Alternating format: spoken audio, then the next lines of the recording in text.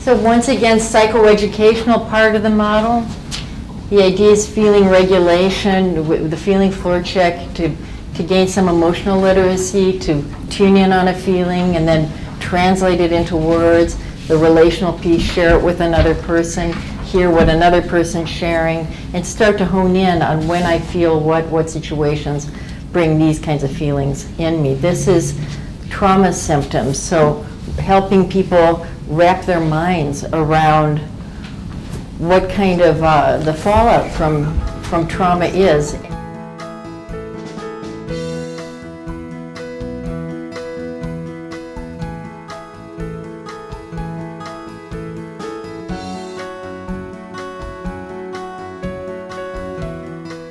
What might be some of the long-term PTSD symptoms that we carry days, months, years, decades beyond actual incidents? And with childhood, yeah, walk over in present to the one you feel might be still an issue for you in the present. So let's start off in the present. I'll start. So tendency to isolate or withdraw. So I think it's more emotional than physical. I try to be out and about, but emotionally it's a big push. And unless I'm really paying attention, I really withdraw, isolate. I'm standing on that same one. In the past, it would have been high-risk behaviors. I'm in recovery for sex and love addiction for 17 years. Now it's this one. Now I go into my shell and I don't come out for a while. I'm curious, do you associate that with any childhood behavior? Yes, it's very tough. Sentence about that? Just attached to numbness, feeling kind of very alone emotionally, not recognized, and kind of left to myself as a child to figure out what I'm doing here, and even though I'm around a lot of people.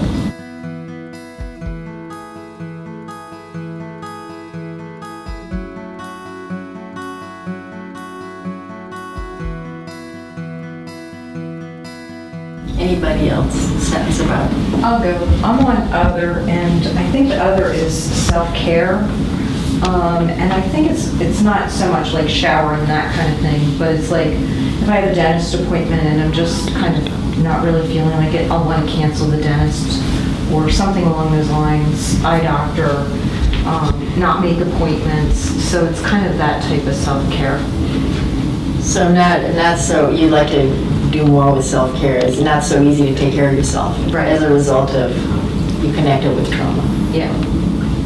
How do you want to connect to that as a kid? How do I? Yeah, how do you connect that? I don't matter. I'm standing on cycles of reenactment, repeating painful relationship patterns.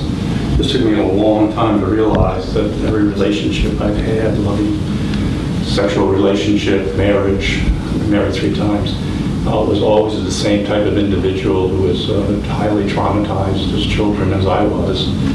And they're both very, very needy, so initially the relationship is over the top, like this is it, this is the one, soulmate, and everything's going to be great and high expectations, and then we start to see each other as we really are and blame each other for pulling back because it's unsustainable, the level that it starts at. I don't want to repeat that again, but in the present, I'm scared of relationships. If I'm really attracted to somebody, then I go, oh no, I can't do that. And if I'm not, then what do I do? Walk over to somebody who said something that you identify with or draws you for some reason, and put your hand on their shoulder and just share with them why. Gives you a chance to share in smaller groups, and it also lets people connect in more personal ways.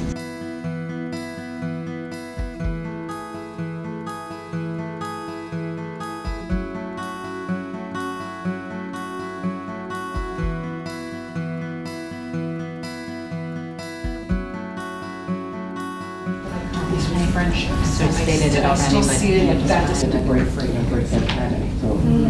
But it's in the same marriage, but 43 years yesterday. So What about sort of a more resilient type oriented question? Walk over to one of these issues that you feel you've gained a lot of ground in. Was once an issue that you struggled with, but you've gotten a lot farther in understanding it. Now here we could share in small clusters, and you could just share privately. You'd be sociometrically aligned according to, you know, the symptom you've chosen. Or we can do a combination of hearing people share and then sharing in clusters. A few of you share out loud, and then we'll share in clusters. The loss of trust and faith in relationships in an orderly world. I live 5 blocks away from 9/11, but in my house, my parents were so involved in themselves, and they were. I knew that if I didn't grow up real fast, me and my siblings were not going to make it, and I still feel that way. I think my relationship that broke up 15 years ago had to do with that. But then again, when you lose faith in an orderly world at an early age, you don't trust so easily, and you want things to be rosy.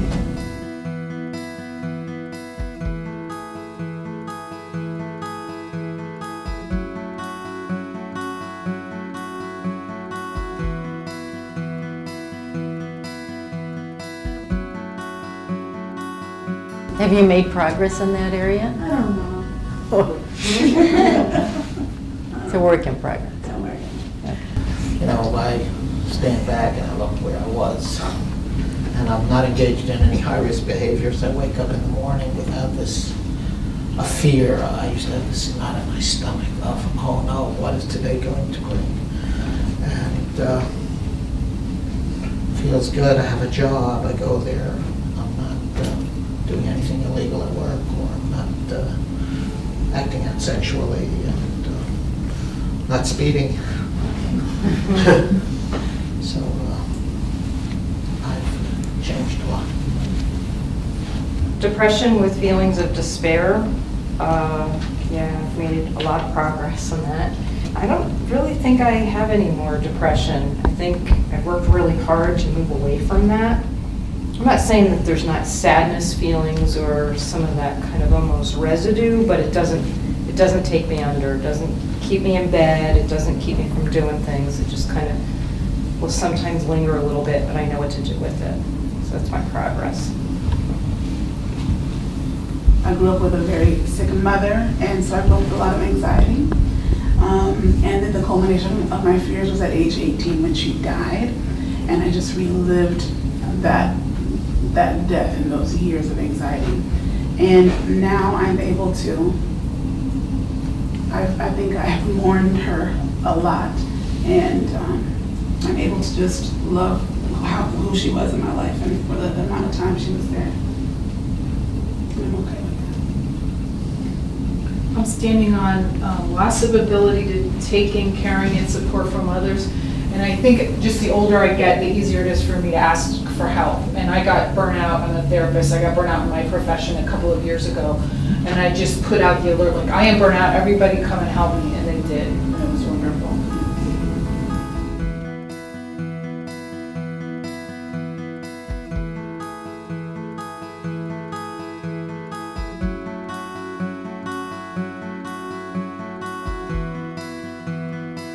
I'm standing on cycles of reenactment, repeating painful relationship patterns.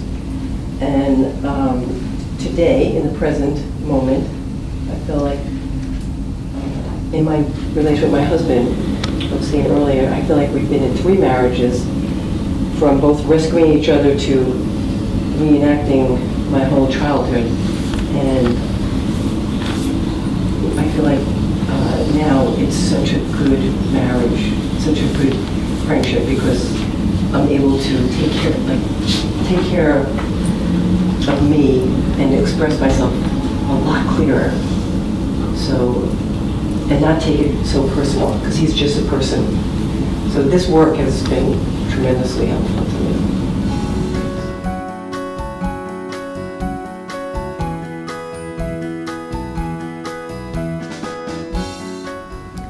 maybe say we do a spectrogram.